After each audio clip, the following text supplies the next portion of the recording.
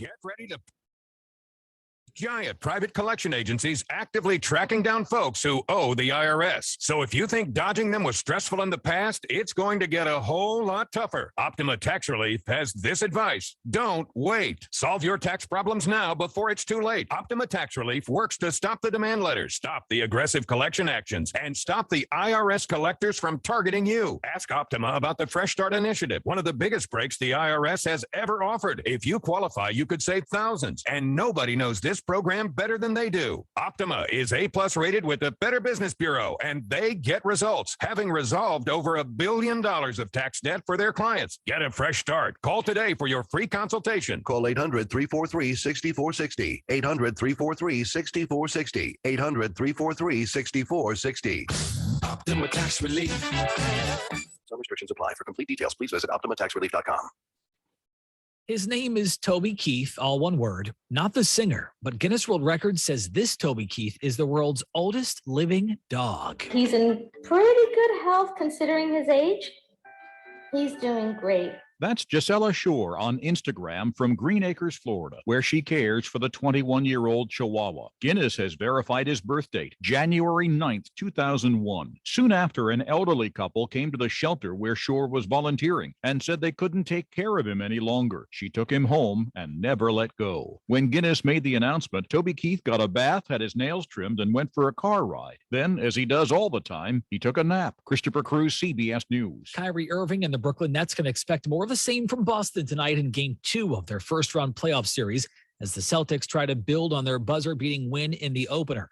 Irving had a game-high 39 points, but was also fined for flashing his middle finger. Matt Piper, CBS News. WPTV's First Alert Weather on WPSL is brought to you by Seacoast Air Conditioning. Family owned and operated on the Treasure Coast since 1982. Online at seacoastair.com. And now, with a look at our forecast, here's meteorologist Kate Wenzel. Partly cloudy skies will continue through your Wednesday evening. Overnight lows in the upper 60s, winds out of the east at 15, gusts as high as 25. Then on Thursday, mostly sunny, mainly dry, high temps near 80 degrees, staying windy too. Our winds out of the east at 15 to 20 with gusts as high as 30 miles per hour. I'm WPTV First Alert meteorologist Kate Wenzel for WPSL 1590, the talk of the Treasure Coast. Living in Florida is paradise until your AC breaks down. Seacoast Air Conditioning is family owned and operated for over 40 years. Seacoast Air Conditioning offers service in hours, not days. We answer the phones, show up on time, and fix the problem right the first time. Comfort crisis, don't roast, call Seacoast. Hi, this is Rudy Howard, your independent insurance agent. I now specialize in Medicare, health insurance, and small group insurance. That number is 475-8856. Same great service, more flexible hours. Just give me a call, 475-8856.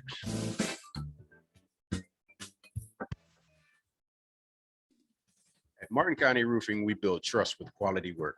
I'm Derek Alcius, owner of Martin County Roofing with more than 20 years experience in the roofing and construction industry. Whether you need a repair, restoration, or a new roof, both residential or commercial, we offer a seamless client experience, and we serve the entire Treasure Coast. Fully licensed and insured, we specialize in tile, metal, shingle, or flat roof. Contact us today for a free estimate at martincountyroofing.com. This is WPSL Port St. Lucie, the talk of the Treasure Coast.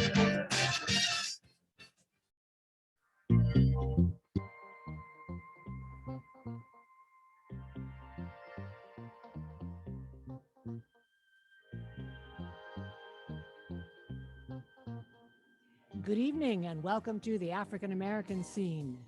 Thank you for joining us. Your host, Rudy Howard, is here. We are brought to you by Rudy Howard as independent insurance agent and Martin County Roofing. You are invited to call 340-1590 and join the conversation. Rudy. Good evening, good evening, good evening. Always glad to be with you here on a Wednesday night. I have a special guest with me tonight. Dr. I like the sound of that. Dr. Chancellor Howell. And I know some of you know Chancellor Howell, but it is Dr. Chancellor Howell now. So we're going to get a chance to talk to him tonight.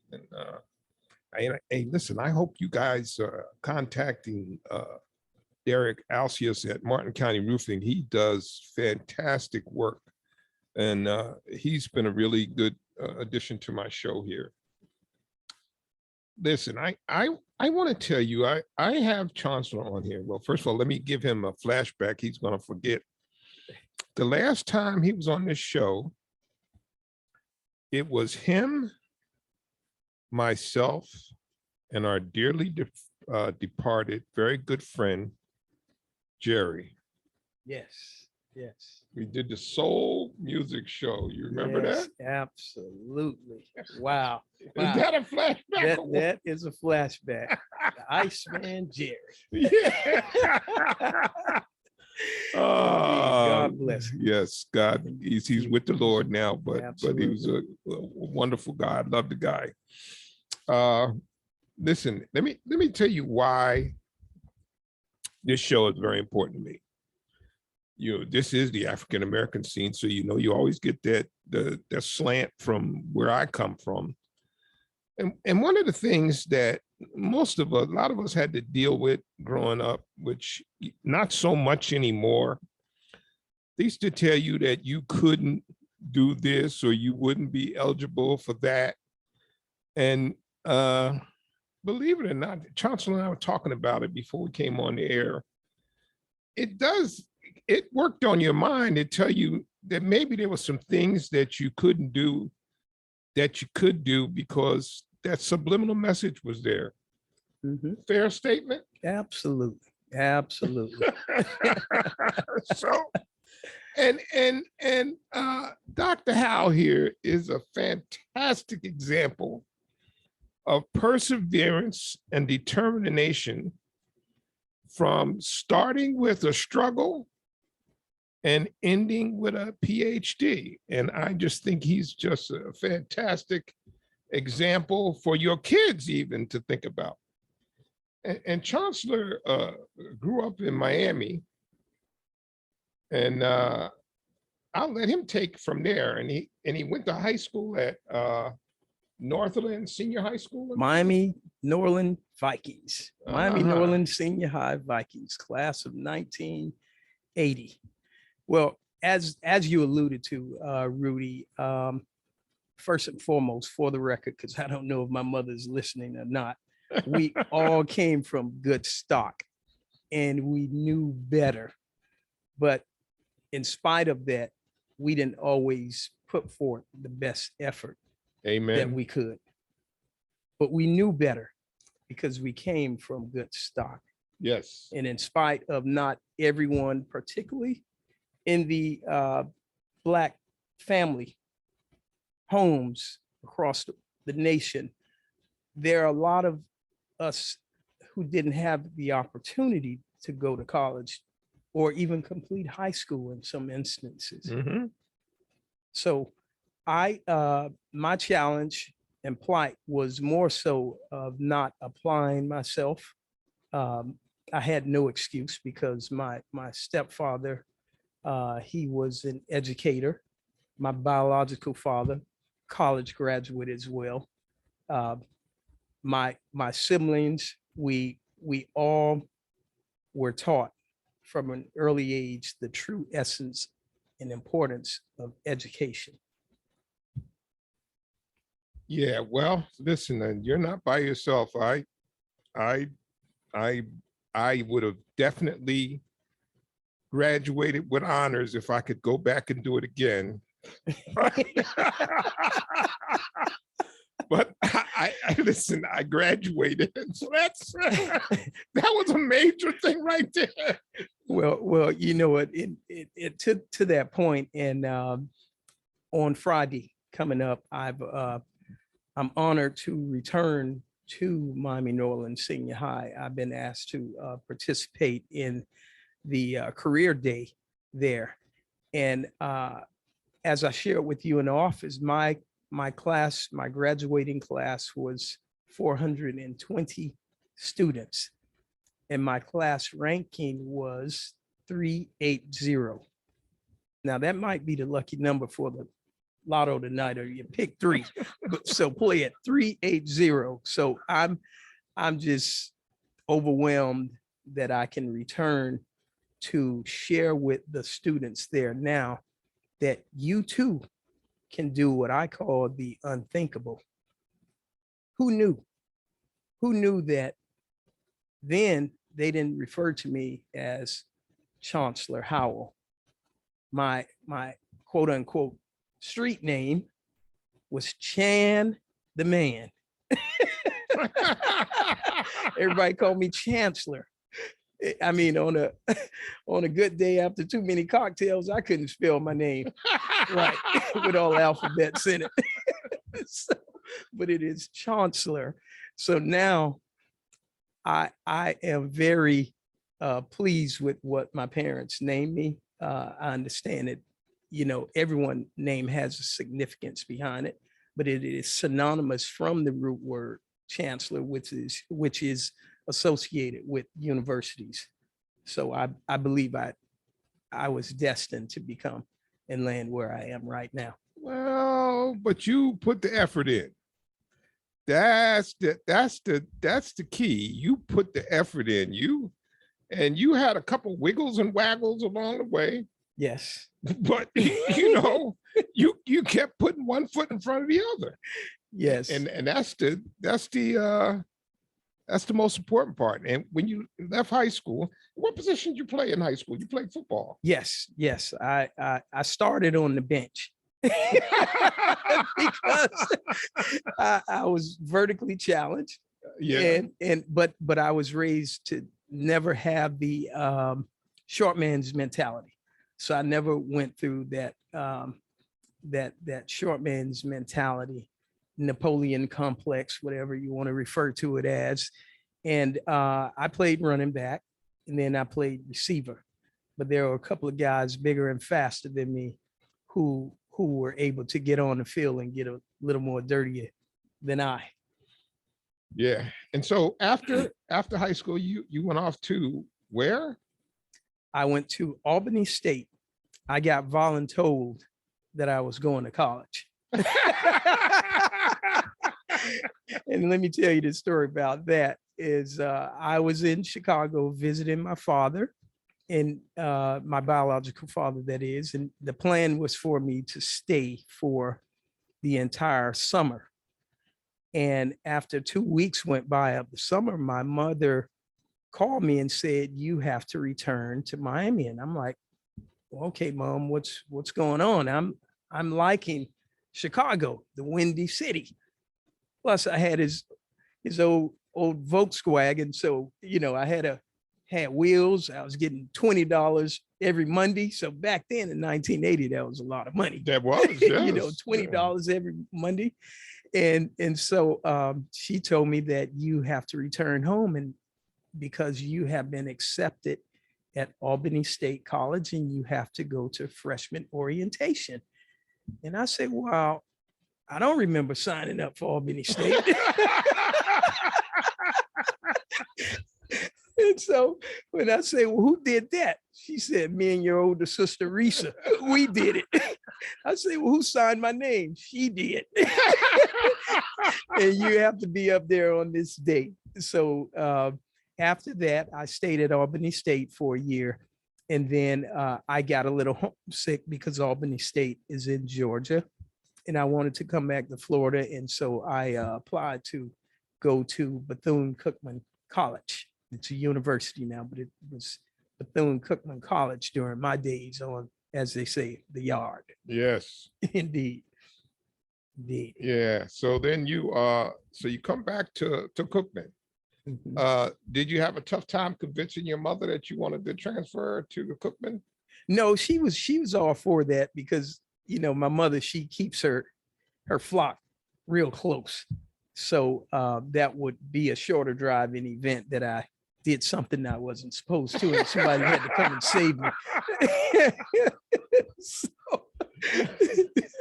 Well, I got to tell you, I had a very similar experience because my mother said, "Well, we're getting near the end of my senior year, and she says, well, you know you're going to college. And I go, what do you mean I'm going? Don't I get a chance to say so?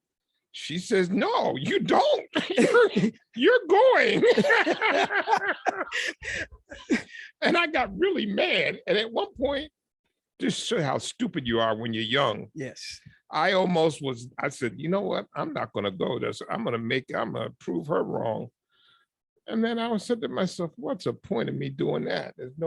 So I just broke down and I went. No win. No Yeah. win. Well, you can relate to this, Rudy, that growing up in the inner city, you grew up in New York, me in Miami. Philly.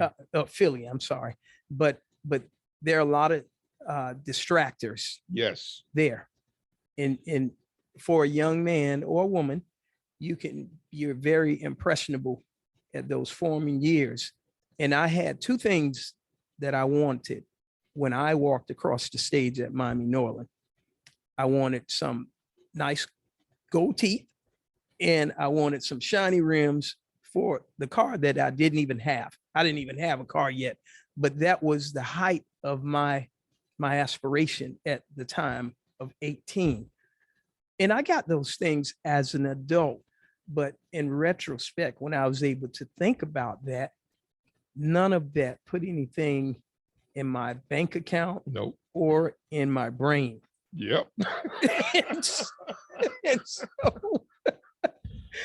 listen, that's why frequently, and I try, and you'll be in a position now where you're going to have to do this. And I talk to parents and they tell me about, oh, Johnny got accepted to school, blah, blah, blah. And I go, well, I'm gonna let him decide exactly what he wants to do. I said, no, can't do that.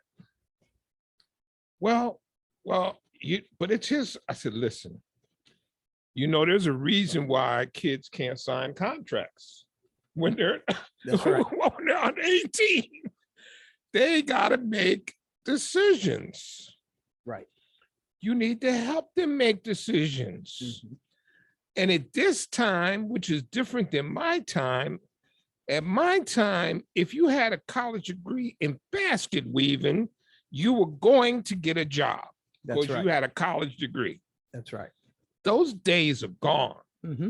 Mm-hmm. If you go to school now and get a college degree in English and you're not going to be a teacher, you might as well have wound down the window of your car and taken that money and thrown it up in the air and let it blow away, because that's what you just did. That's right. You just wasted thousands and thousands of dollars, because they need to either be in a trade school and get a technical skill, or if they're going to go to college, they need to go with a concentration.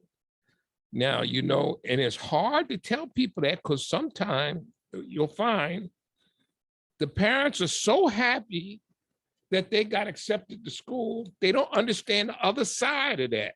Right. Because if you don't get them in the right direction, they're going to come out of school $20,000, $30,000 in debt, mm-hmm. can't get a job. Right.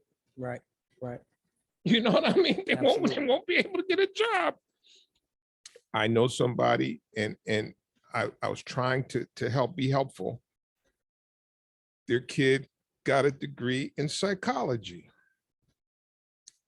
And I was having a discussion with him one day, and I said, that's probably not a good idea unless they're planning on going to get a master's or a PhD.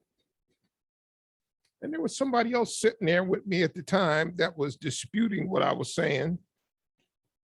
But that person has had a lot of struggles since being out. Mm-hmm. And it was a very, very bright person with good grades, but just not, you know what I'm saying, Carol? These days, you got to have something specific that you get in that degree in. That's right. I'm just sitting here as the French major I am. French major. French, yes. Wow. But look, when we graduated though, Carol, Yeah, you could do more with liberal arts, but there is an argument for liberal arts education. Yes, yes. Yeah, and people who, particularly you talk with about news directors who hire people to work in television stations, radio stations. They look for people not only who have a journalism background, but another major, another specialty, some interest in law, and some interest in medicine, some interest in languages, or the liberal arts idea that the whole still can be specialized to do certain jobs. Yeah, yeah, but it's just changed now, and you'll see. You'll have to sit and talk to people about that, because the worst thing that's going to happen, and if you notice now, the tragedy is kids are still at home with their parents. Right. They got a college degree and $40,000 worth of debt. Where they gonna go? Right. Well, you know, my wife, many people know that she was not born here in the United States. She was born in the Republic of Panama. Right. And she shared with me their education system over there. And you reach a point, if I remember correctly, in middle school, where it is a conversation had by you and your parents, whether you were going to pursue a trade or whether you were going to pursue university. So you compel me to think about that conversation she and I had, because it also compelled me to think about, way before you and I were born, the great debate between W.B. Du Bois. Yes. Right? Yep. Yep. And Booker T. Washington. Yes, sir. Okay. Now, both of those scholars had viable arguments and positions for that time. But it has come full circle to what you just said, that it's important to have that conversation with your children or our youth of today, so they understand what course they should take. Because a lot of times what your passion may suggest, you have to understand the commitment you have to put into it. Yes. You have to understand that. And those of us who have had the opportunity to attend college, it's important for us to share it with those parents who have not. You mentioned something about the other side of that coin. It wasn't until my stepfather, because after I got at Bethune-Cookman College, I had to apply for, I'm not sure if they called it FAFSAs back then, but it was. Yes, right.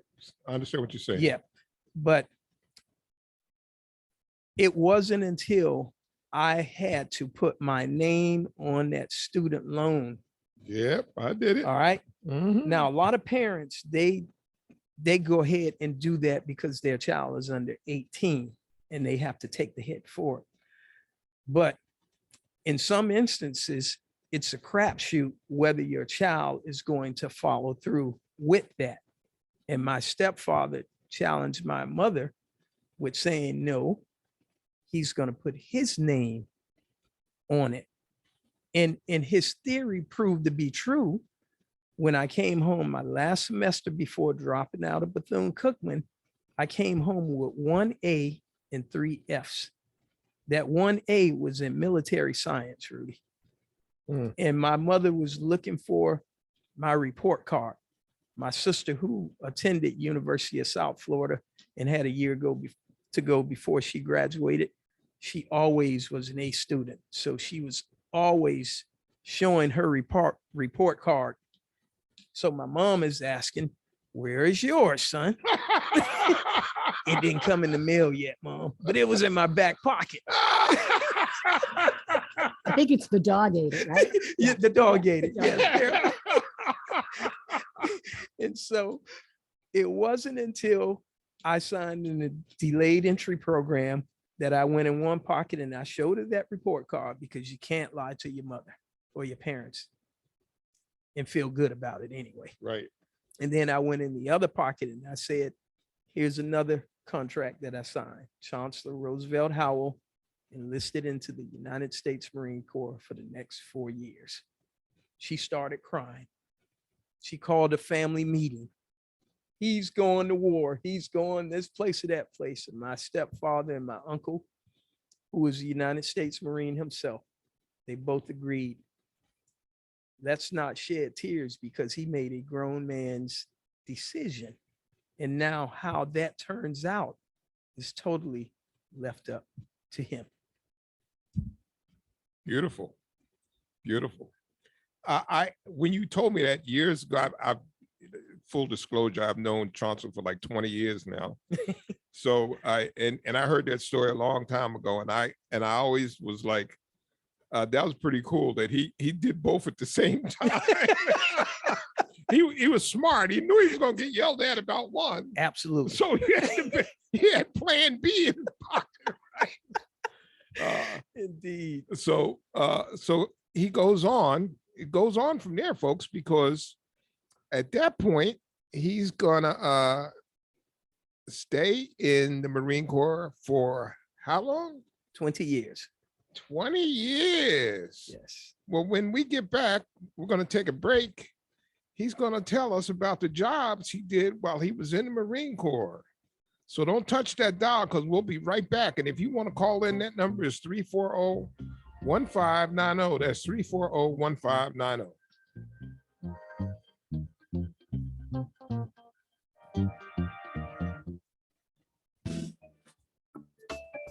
Hi, this is Rudy Howard, your independent insurance agent. I now specialize in Medicare, health insurance, and small group insurance. That number is 475-8856. Same great service, more flexible hours. Just give me a call, 475-8856.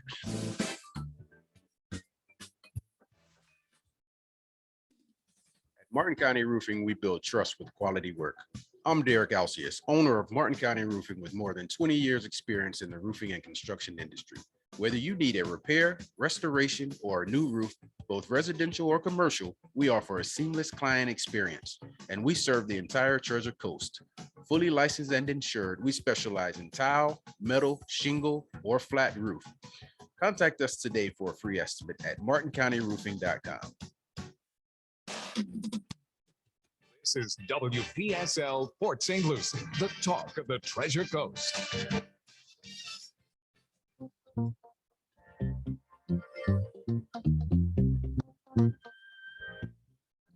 Welcome back to the African American Scene, and your host, Rudy Howard.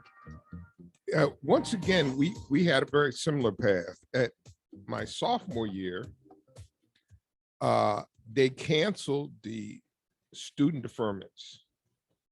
Up to that point, that you had what was called a 2S deferment, and they canceled my deferment, and I was number 174 for the lottery.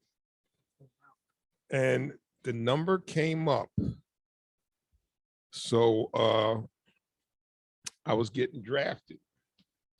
So I had to make a decision. Was I going to go into the military, in the Army, or was I going to take the matters into my own hands and go into the Air Force or the Navy? I was going to do the Navy because at that time I was a swimmer, but my buddy couldn't swim. So I joined the Air Force on the buddy program. And I don't know if I even told you this before, but I was in for 6 months and 24 days. Oh, wow. And I was able to get out because I had bad skin. And they told me I would never be able to do, and I had signed up under worldwide duty. And they said I would never be able to do any duty where I didn't have access to regular hygiene facilities. So they gave me an option to get out. So I had 6 months. And so I had 6 months worth of the GI Bill. And I had been yelled at and screamed at enough times that it lit a real high fire up under my behind. And I went right back. And so when I got home, my mother said, well, you can go to Rutgers. I said, I'm not going to Rutgers. She said, well, that's right here. I said, Mom, I didn't have the best grades on the planet. I need to go back where I was at so I can finish. So I wrote a long letter to administration, and I got a response back, and they said, yes, come back. And so then I went back, and it's funny, I made Dean's List 3 out of the last 4 semesters I was there, wow. right? Which is why I said then I got mad at myself and I said, oh, what'd you do? You just wasted so much time and not putting forth the effort. But then there's this is the other lesson that I've learned, life lesson that I've learned, and I'd love to share it with my audience. And I hope you share this with your kids. What I discovered is there really is very few things you can't do. Maybe you can't be a nuclear physicist, but there's very little you can't do. You can be a doctor, you can be a scientist, you can be all those things. Now, here's the key. And Charles and I talked about it, and he agrees with me. You might have to work at it a little bit harder than somebody else, but you can do it if you're willing to put forth the muscle and the energy to accomplish that mission. I wish I had known that, and not enough kids know that absolute. And the other thing that I will say, and my son, if he was listening, he would tell you this. On my patio at the senior year, and I had all of them out there, and you know how the guys used to be over my house all the time. Mm-hmm.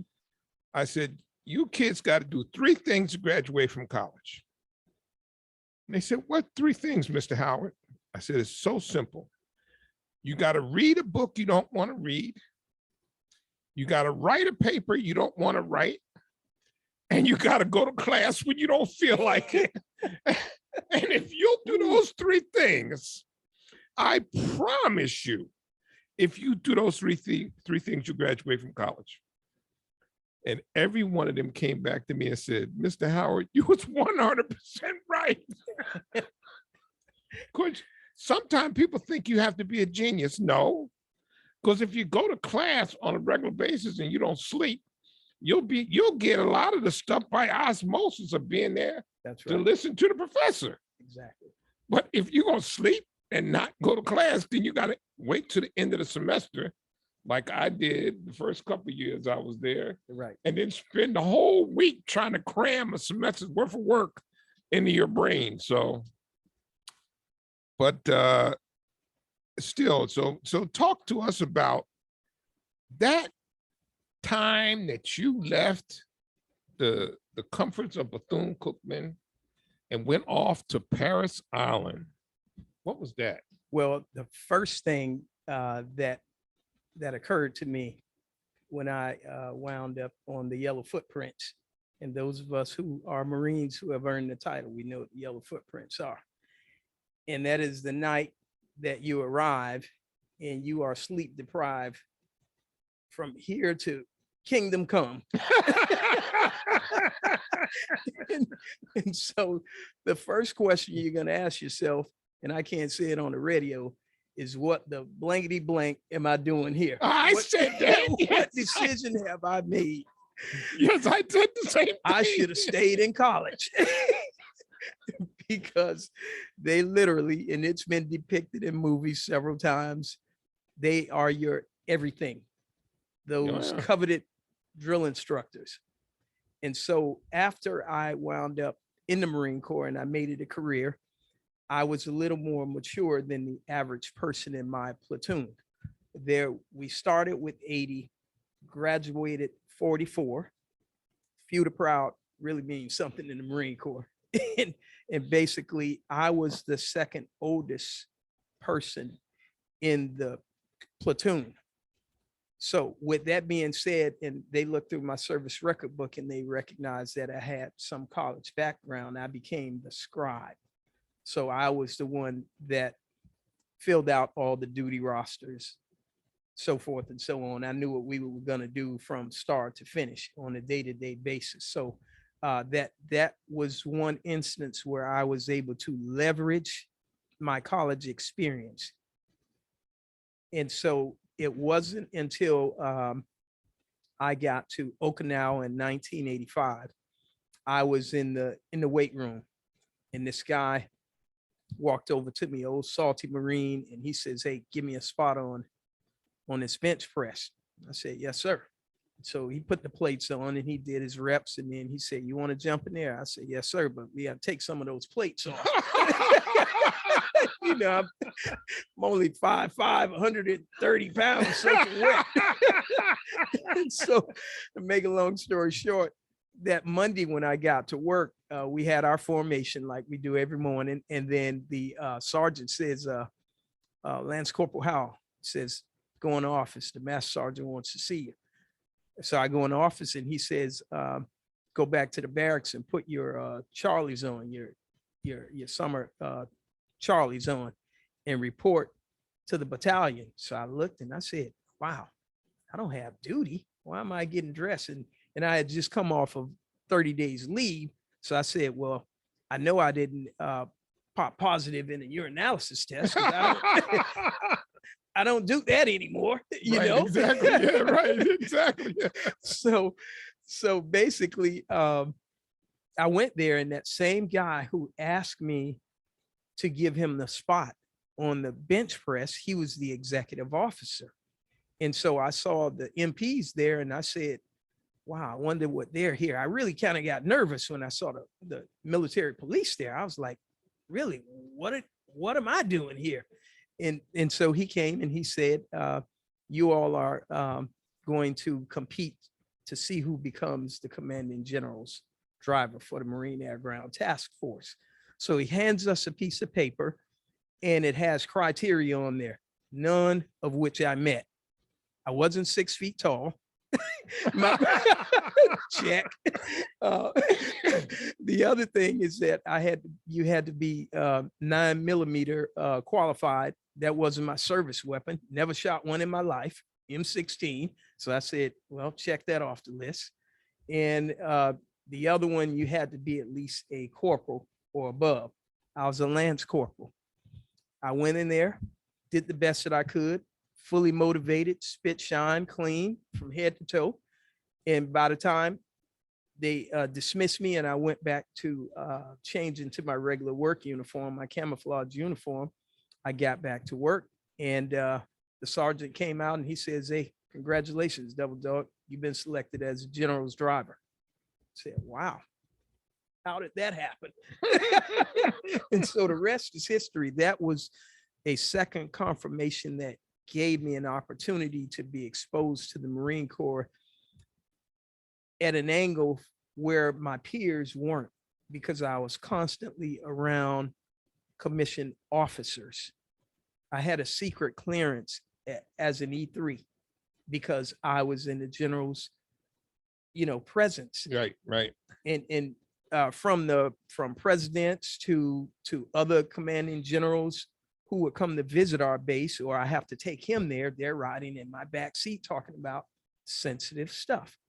So that is an example of the maturity in the education that you can indirectly apply to the current situation that you're in. But my primary military occupation, I managed warehouses, I worked in logistics, and I also became a Marine Corps drill instructor. So I got paid to yell at recruits. I got paid to do that, but it was all for a primary purpose. And I want to, put that disclosure out there, because when you think about why, regardless of what branch you went to, Army, Air Force, Navy, there's a reason that you are challenged mentally and physically. Now, I don't know anybody outside of, God bless him, Senator John McCain. And you think about he being a POW for 6 or 7 years. Yes. It was the training that he received before he even flew a plane is what was able to sustain him. All right. And that's just one example that I could throw out there to any veterans or civilians who are listening today.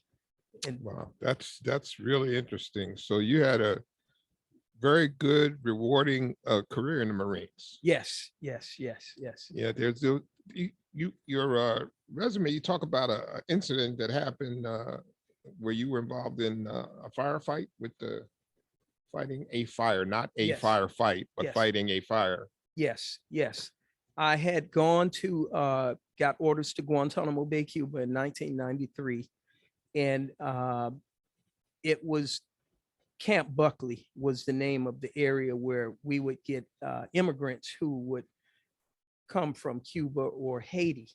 In this instance, the immigrants were from the Republic of Haiti, and they were in this place where we kept them called Camp Buckley. Now, obviously, no one wants to be, held in bondage in any facet. So there was a civil uprising and Molotov cocktails and things of that nature. It got very chaotic and stressful. People did get hurt as we went into the camp to quell the riot. And thank God I was not one of them who got hurt.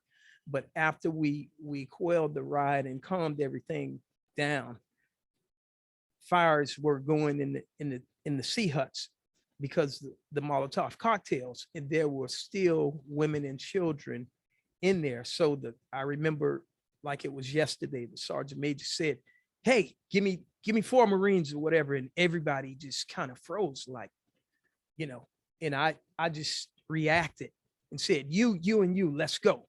And so we had to don our gas mask, and we literally had to go into burning sea huts, literally, without, catching fire. I mean, I had so much smoke on me, from the fires, and basically, I thought nothing of it. I just thought that's what we're supposed to do.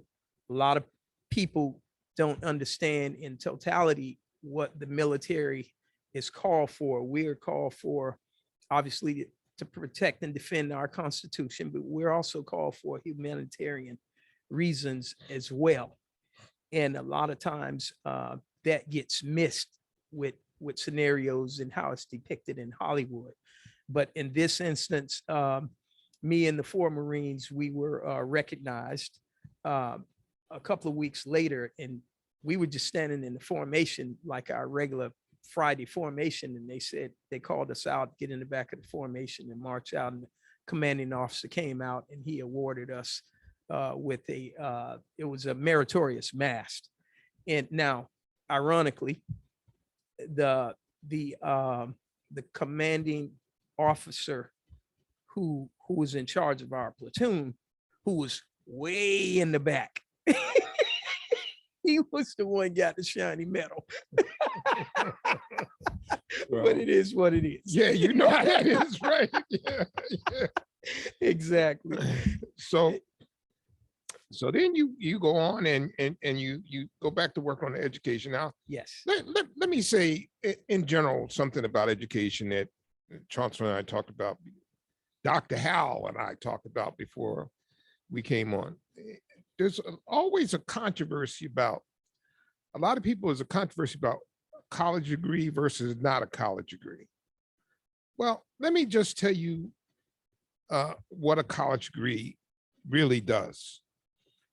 And just so that you understand, in case I don't want to be arrogant and say you don't understand, I just want to give you some enlightenment. What a college degree does, basically, it provokes you to thoughts about things that you really hadn't thought about before. So it introduces you to some disciplines and some thought processes that you never would have ever thought about had you not been there. doesn't make you smarter than everybody else. I just want to make that very clear because I know some really smart people that didn't go to college. But college will stimulate your mind to think about some things that you never thought about before. And I'll share just one thing that sticks out in my own brain from college: philosophy. And my philosophy is, and Carol's shaking her head, so she must have had this same experience. The philosophy teacher was, and he walked around and he said, he pointed to a chair and he said, "This is not a chair, it's a tub." We all looked at each other. It's like, "What do you mean it's a tub?" We're thinking to ourselves, a chair. He said, "It's a tub. There's only one person that called it a chair. Why can't I call it a tub?" So then everybody goes, "Oh." Then he says, and this was the one that I'll never forget. He said, "How do you know there's a God?" Oh my, that really, there was a young lady in my class. She broke down crying. She said, "There is a God. I know there's a God." And all he was doing was just challenging. You know exactly what he was doing. He was making you think, think. So that's the part that I want to say. And so if you've been exposed to that, your mind is more expansive and you're willing to accept other ideas and other thought processes in how you develop your own decisions. So as you finishing up in the Marines, and now you're going on to get your bachelor's degree. Yes. So talk to us about that. Okay, so I actually attained my associate's degree while I was in Hawaii, and that's a 3-year tour. And I basically said, "Okay, you had fun in Waikiki Beach for a whole year. What are you going to do with these college credits that are collecting dust?" And so I went to get my associate's degree, but then I had to take a pause when I got orders to become a drill instructor, because that is a very demanding job.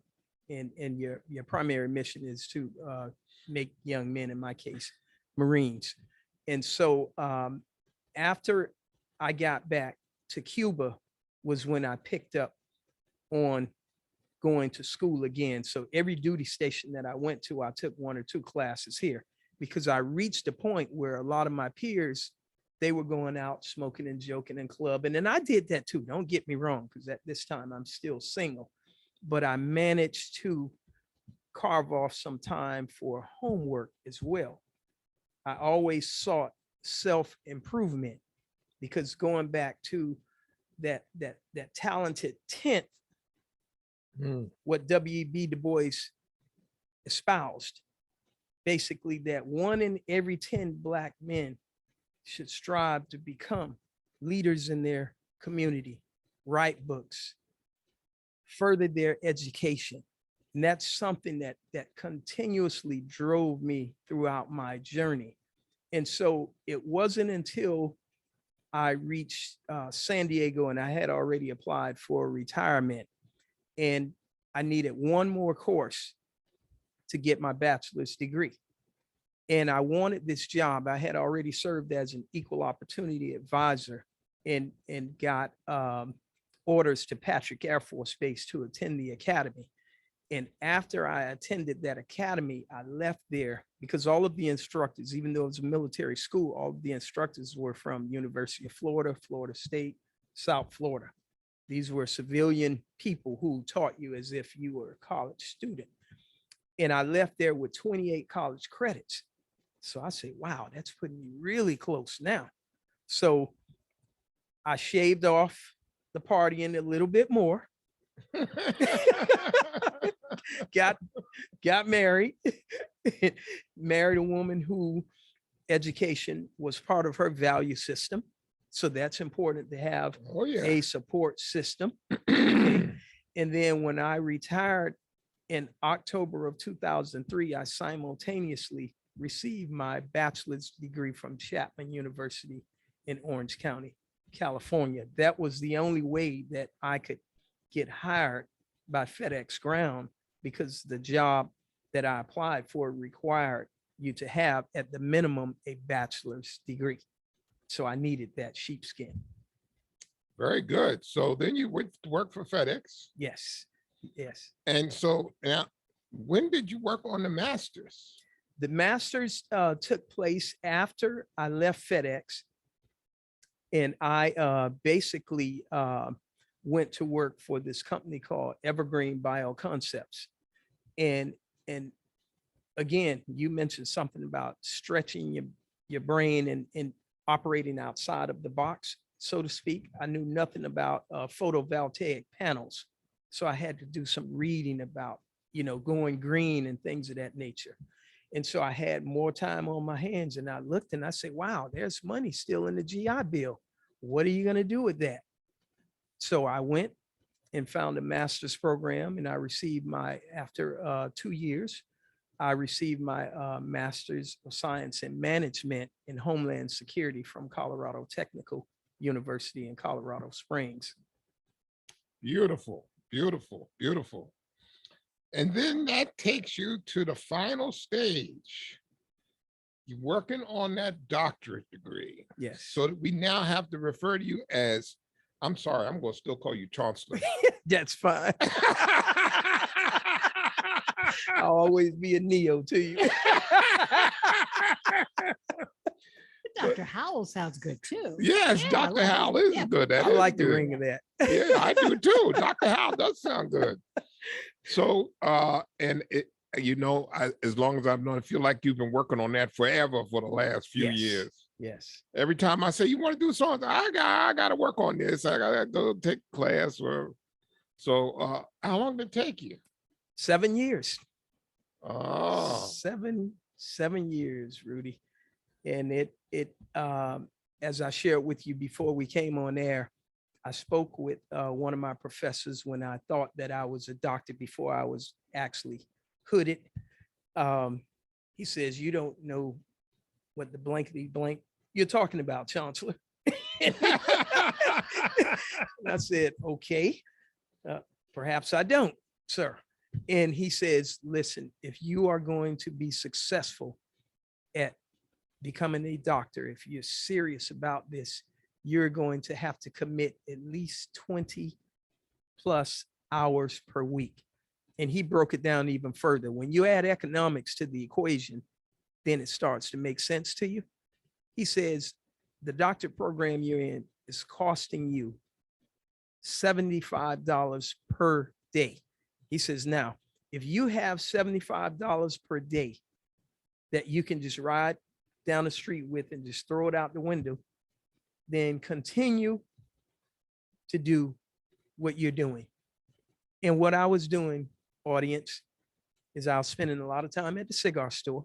I love cigars. I was spending a lot of time playing poker. I like to play poker. I'm not real good at it, but I enjoy it. However, I had to make a decision because it was already out there in the atmosphere that I was working on a doctorate degree. And I have always been taught to finish what you start. So now when I go back to Bethune-Cookman, I haven't made it back to Albany State yet, but I still have a couple of colleagues who will show up at one of the homecoming games or the classics. And I'm proud to say that when they ask, what have you been doing? And I say, you want me to talk about my collegiate career or my military career? Because I've done them both with the grace of the Lord and Savior. And I will share with you, audience, if you didn't know, Chancellor has run for mayor in the past, and he ran for city council. And it is my hope that he will consider running again for Port St. Lucie, because we can use a mind like his and his persistence would be welcome onto the council. So, but there you have it. That's my friend, Dr. Chancellor Howe. And I wanted you to meet him and to listen to his story. And he was so honest about it. I knew he would be.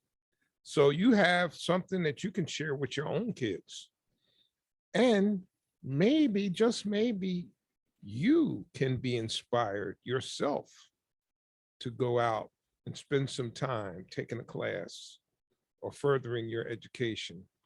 Nothing wrong with that. So do you want to share anything with my audience before you? Yes, and Because we're at I'll make it really quick. Do the unthinkable. Challenge yourself to do the unthinkable. You don't have to share what that unthinkable thing is, but if you know within your heart, just surprise a few people. But you have to commit to the process. And I could not be where I am today without committing to the process, be it my military career or my collegiate career. Commit to the process.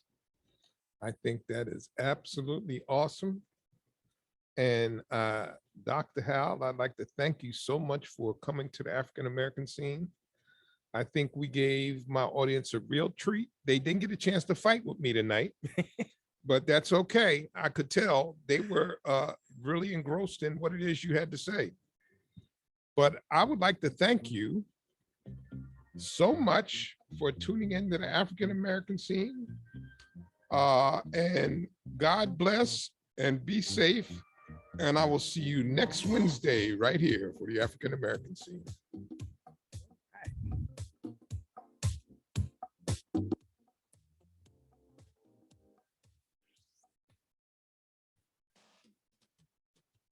This is WPSL Port St. Lucie, the talk of the Treasure Coast.